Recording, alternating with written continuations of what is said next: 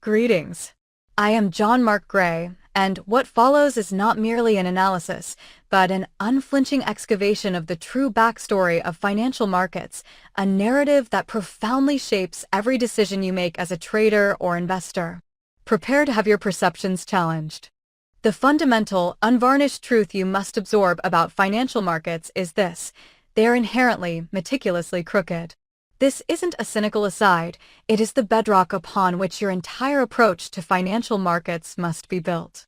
This inherent crookedness is not a recent affliction, it is a thread woven through their very fabric, from the roaring excesses of the 1920s to the hyperspeed, algorithm-driven world of our modern electronic exchanges.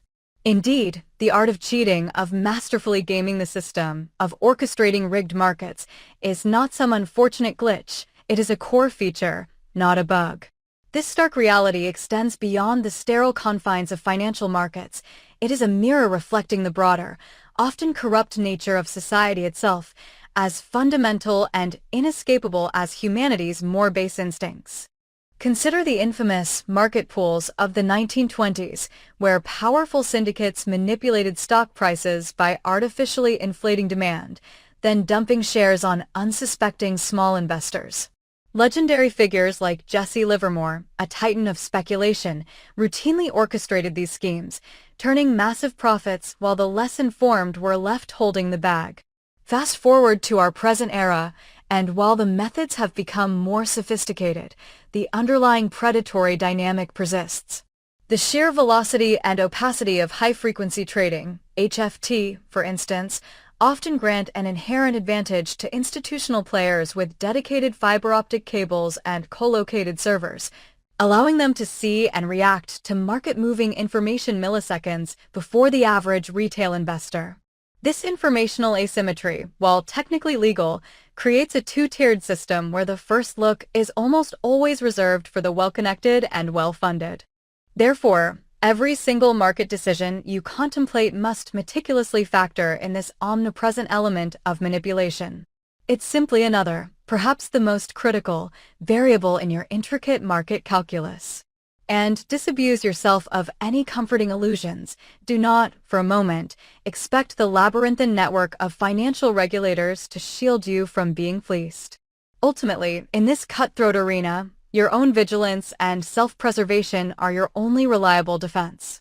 How often do we see colossal financial misconduct, like the Libor rate rigging scandal where major banks colluded to manipulate global interest rates for years, result in fines that amount to a fraction of the illicit gains, with individual prosecutions being rare or resulting in comparatively light sentences? The too big to fail mantra, which often translates to too big to jail, subtly reinforces the notion that certain powerful entities operate above the full force of the law. This pervasive corruption, this constant threat of being outmaneuvered, is merely the unspoken cost of doing business within a profoundly flawed society, a societal malady that metastasizes directly into the mechanics of financial markets. The revolving door between regulatory bodies and the very institutions they are supposed to oversee further erodes confidence, as former SEC or CFTC officials frequently move into lucrative positions at hedge funds or investment banks, raising legitimate questions about conflicts of interest and prior enforcement decisions.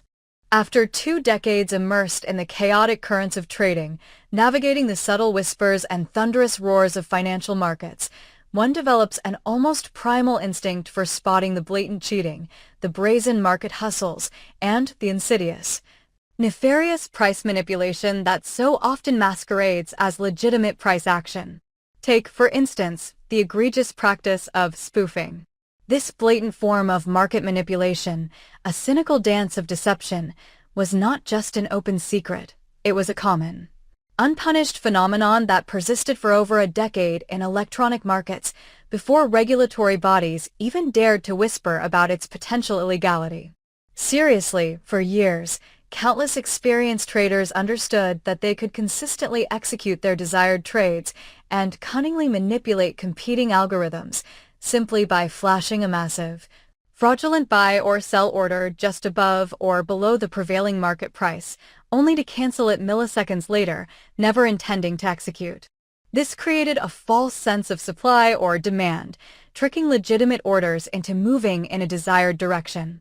Figures like Navinder Singh Sarao, the flash crash trader, were eventually caught and prosecuted for using such techniques, but his multi-million-dollar gains over years, and the fact that the technique was so widespread, underscores the systemic nature of the problem. It was such a pervasive tactic in futures markets that it became an almost comical, yet infuriatingly effective, method for experienced participants to exploit the unwary. Consequently, shrewd traders, rather than railing against the injustice, adapted. They recognized the inherent corruption of the environment and recalibrated their strategies, incorporating this predictable, cheating behavior into their own playbook. They invested in sophisticated software to detect spoofing patterns, developed algorithms to front-run HFTs, and sought advantages like collocation to reduce latency. You, too, must adopt this pragmatic realism in any market you dare to enter, or you will inevitably find yourself devoured whole by the voracious, unforgiving money sharks. My aim here is not to wax poetic about how things should be, about some utopian ideal of market fairness. Instead, I offer you the stark, unvarnished truth of how financial markets actually operate, warts and all. In the brutal calculus of real-world finance, these markets are decidedly not for the faint of heart. The journey is marked by an incredibly steep, often punishing, learning curve, one paved not with gentle lessons, but with excruciatingly expensive financial donations, the euphemism for colossal losses.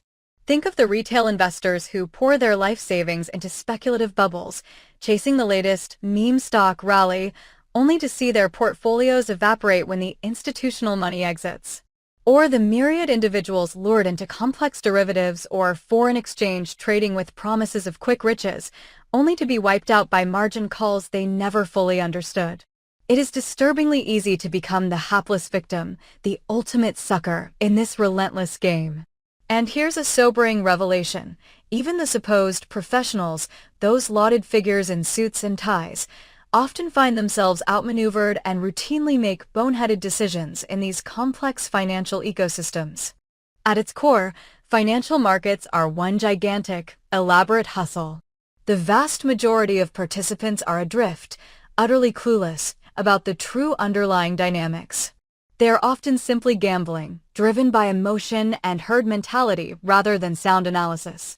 In a final, almost ironic twist, even many of the highest-paid professionals in the business, the titans of hedge funds and investment banks, often reveal themselves, upon closer inspection, to be astonishingly devoid of genuine insight. Indeed, the stark, humbling truth is that most of these highly compensated professionals consistently fail to outperform the basic S&P 500 index over the long term. Numerous studies, such as the SPIVA, S&P Dow Jones Indices versus Active reports, consistently show that year after year, a significant majority, often upwards of 80%, of actively managed mutual funds fail to beat their benchmark indices after fees. Ponder for a moment what this singular fact implies about the legitimacy and efficacy of the entire multi-trillion-dollar money management industry. Many of these individuals are, quite frankly, just faking it, desperately clinging to hope that sheer persistence might eventually lead to competence. They thrive not on superior returns, but on hefty management fees and the perception of expertise. But the unfortunate reality is that the vast majority of financial participants will simply never possess the innate talent or profound understanding required to genuinely succeed. I've personally been aghast at the sheer number of absolute frauds, individuals who have carved out remarkably long careers in the financial markets, yet possess not one iota of genuine comprehension about what they are doing. These charlatans frequently grace our television screens, pontificating with feigned authority, primarily to market themselves and their often woefully incompetent firms. This, in essence, reveals the core function of financial markets. It's not primarily about value discovery or efficient allocation of capital. It's an elaborate, high-stakes sales business. Ultimately, it all boils down to selling a compelling dream, projecting an illusion of market competence, weaving captivating narratives, and perpetually shaping the financial discourse. Whether it's the 1990s dot-com bubble, the 2000s housing crisis fueled by subprime mortgages, or more recent, growth stock manias, these periods are characterized by an overwhelming chorus of financial experts, cheerleading an asset class to unsustainable heights. Inevitably, this translates into aggressively pimping some overhyped asset class or ridiculously overvalued stock to the next, even bigger, unsuspecting sucker in this mean-spirited game of hustlers and fools. In truth, this is the raw, unvarnished reality of financial markets, one giant, unforgiving game. It's a high-stakes chess match played out on the purest, most potent cocaine, with astronomical financial ramifications hanging precariously in the balance.